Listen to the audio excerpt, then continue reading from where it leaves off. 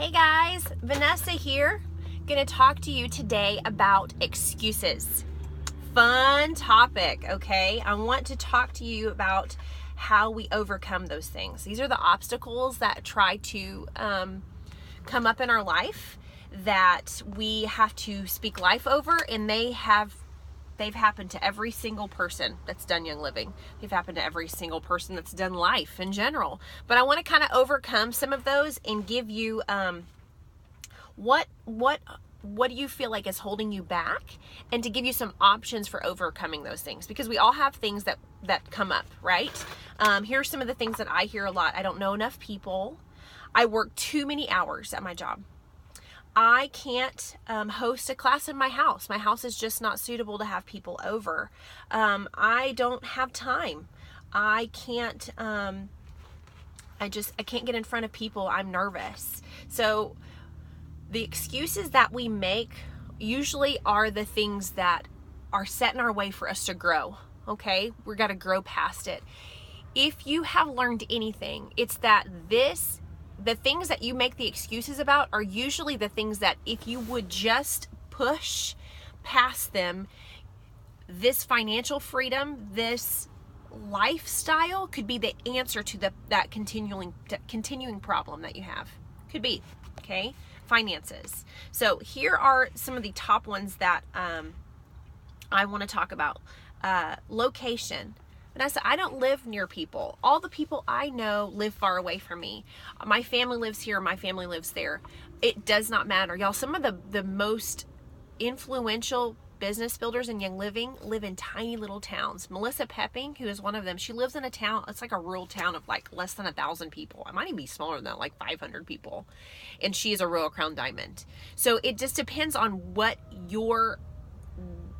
your passion is. Y'all, if there is an obstacle, it's there for you to get over. It's like a boot camp. If there's an obstacle in your way, it's for you to climb over, not just to sit in front of and let it be there. So if you feel like location is the excuse that you keep having, y'all, there are people who have done this with a webcam or their Facebook Live, and they've taught classes that way. And then they found the circles that people are in that are passionate about doing this. Okay, so if location is something that you keep telling yourself, stop believing that lie. Stop believing that just because you live in a small area or you're away from the people that you know, that you cannot grow this business.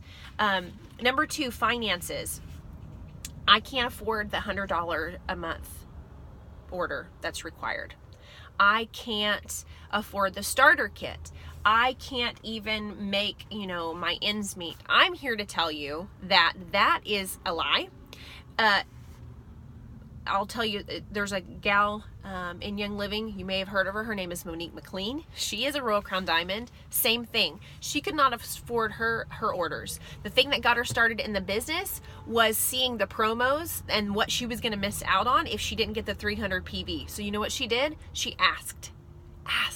Ask people to help you get your order paid for until you can afford it. Y'all, that was me. I couldn't even buy groceries. I didn't have enough. We were shopping at the discount store, but I knew that if I continued to invest in this, that I would be paid handsomely in dividends by just showing up, okay? So finances are an issue for you or people that you're talking to. Give them a way out.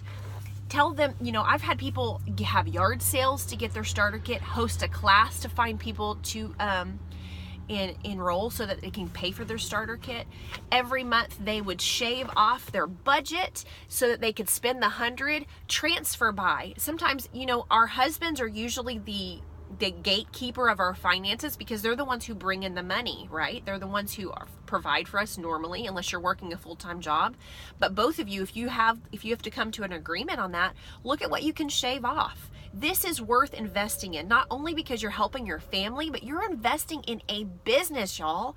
This is a business that you don't have to pay a huge startup cost to get into. All you have to buy is your laundry soap and instead of buying Benadryl, buy your oils every month, and you're going to have a business that's going to grow, and it's going to flourish, and it's going to reward you for doing that over and over again. Okay. So, finances is an excuse that we can bust. We can bust up the finance excuse. You guys, I was homeless. I was homeless and did this. And if you really, really need help, ask family members. Say, hey, would you like to get some NatureRed? Would you like to try Thieves? Would you like to do that till you can get that $100 order? That's okay to do that, okay? So you can get your finances covered. 3, I hear a lot of people say, well, my market's saturated. Everybody knows about Young Living. Everybody that I talk to already does Young Living.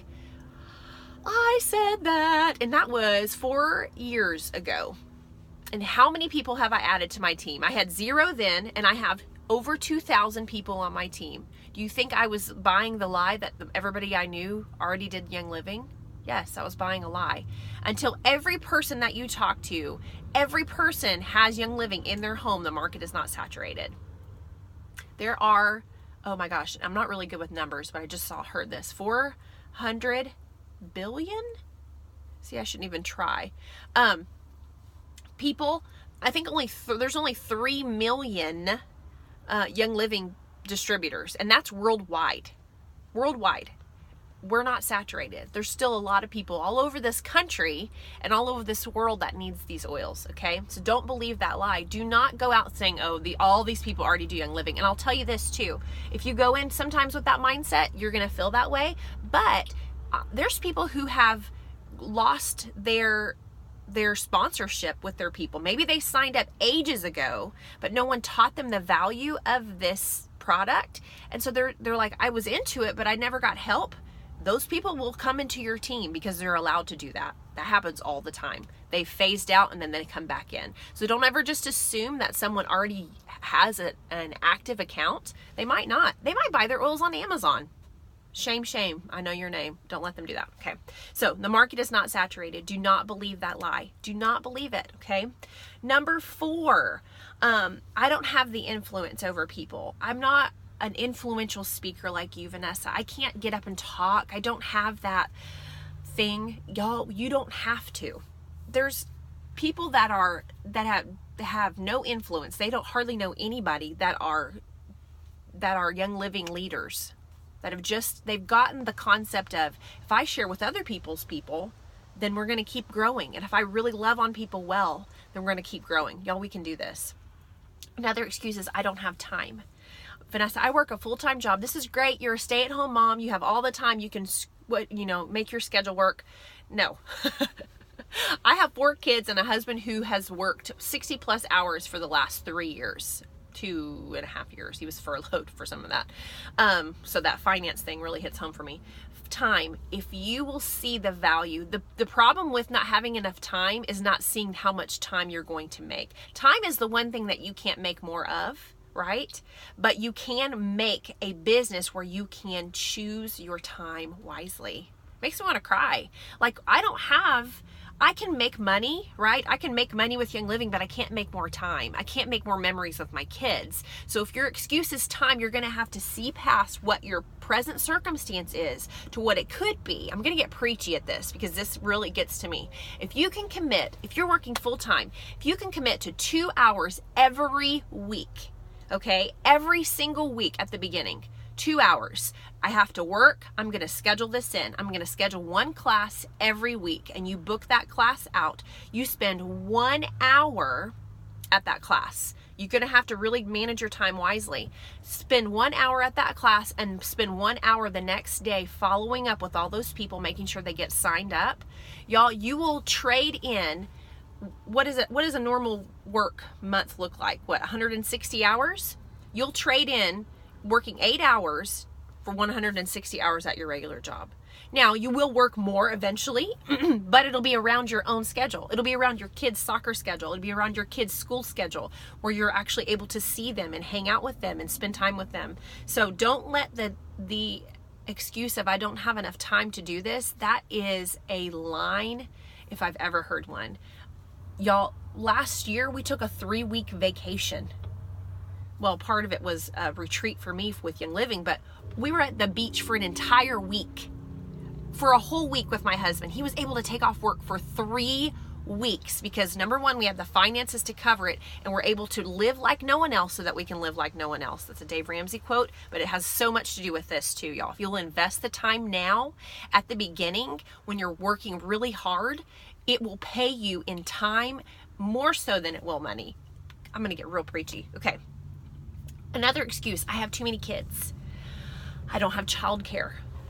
That's a real thing, because I have that happen to me a lot, especially if they're little babies. You know what you do? You fashion your classes around who you are and what you need. I can probably name, I can't even name because I've done it so many times. I've taken my kids to so many classes. It's just part of our lifestyle. Now we're at a place where I can afford a babysitter, but if you don't have a strong support system yet, pray for one, but take your kids. Make classes towards moms who have kids. They're going to be gracious to you if you have children and you're doing this. You're also going to show them that they can do it too. You're going to bust that excuse from the beginning. Look, she's growing a business with her kids right beside her. Imagine that, a family business where we're all doing it together. So bust that excuse, okay? It's a juggling act to do any of that, but you make your doorway. There's a doorway for you right here. There's a doorway for you every day. If you make it something, it will become something. This is a door I'm going to walk through. You can either walk through it or let it be an obstacle for you. No, I'm going to walk through it. I'm going to pave my way, okay? Speak life. And then the other thing, you guys, the thing about time, the Lord won't bless you with more time if you don't use what you have wisely. I've downloaded an app recently called Moments on my phone. It shows me exactly how much time I'm spending on my phone. Am I doing this productively? Am I just thumbing through Facebook and then saying, oh, I don't have time to do that? Or am I actually being productive with the time that I'm on my phone? Or, you know, in my day-to-day, am I spending hours binge watching Netflix when I could be creating a thing for the future? There's scripture in the Bible talking about the faithful son, right? He who's faithful with little will be given much. If you're faithful with a little time while you work your regular job to grow this, you'll be given much time. And then you'll be faithful with that time to do things that God's called you to do. So do not let that be your excuse. If you're faithful with your, you know, it's like the parable of the woman with the, actually one of parables, a story where she had a little bit of grain and it just kept lasting. God always does a lot with a little. He always does a lot with a little money, a little time. He does a lot with a little when you give it to him. So that's another thing. All these excuses, surrender them to the Lord. God, what do I do with this? What do I do with these? Are real obstacles that I feel like I have to figure out. He'll give you creative ways to do this. And this is the only business where you can do that in. This is the only, like, you can take your children. You can work at 12 o'clock midnight to 2 in the morning if you have to. I've done it. I mean, I've done that. You don't have to. You can get up in the morning and work it. There's no boss beating you over the head saying you have to clock in here and there. But if you will give God what you have, if it's time, if it's childcare, that little thing, he will multiply it. He'll cause those things to stretch. He'll cause your time to stretch. If you give him that little, he will make it last. It's like manna. It's like, you know, Jesus and the parable of the fishes and the loaves. He'll take a little and he'll keep making it go further and further. It doesn't look like a lot. I'm so getting preachy. Like like when I read those parables in the Bible, I don't think that baskets appeared, because then they would know, oh, I have plenty, so I'm going to waste it. No, it just kept happening and they kept pulling it out and kept pulling it out. That's how your time will be when you commit this to the Lord and you commit to doing this for a purpose. Okay. The last one, I don't want to sell stuff. That's ridiculous. Someone is selling something to you every day. Whether it's selling themselves, you're always selling something. You're selling you every day on Facebook. You're selling how great you are as a wife. You're selling how great you are as a friend to your friends. You're always selling something. That's a Danny Johnson quote. You're always selling something. So don't buy the line that, oh, I'm selling stuff. You're not selling anything. You're giving people hope.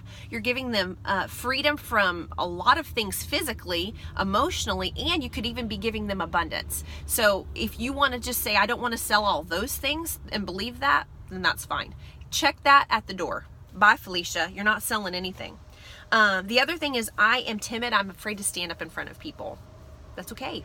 Madison Vining hit Royal Crown Diamond without ever teaching a live class.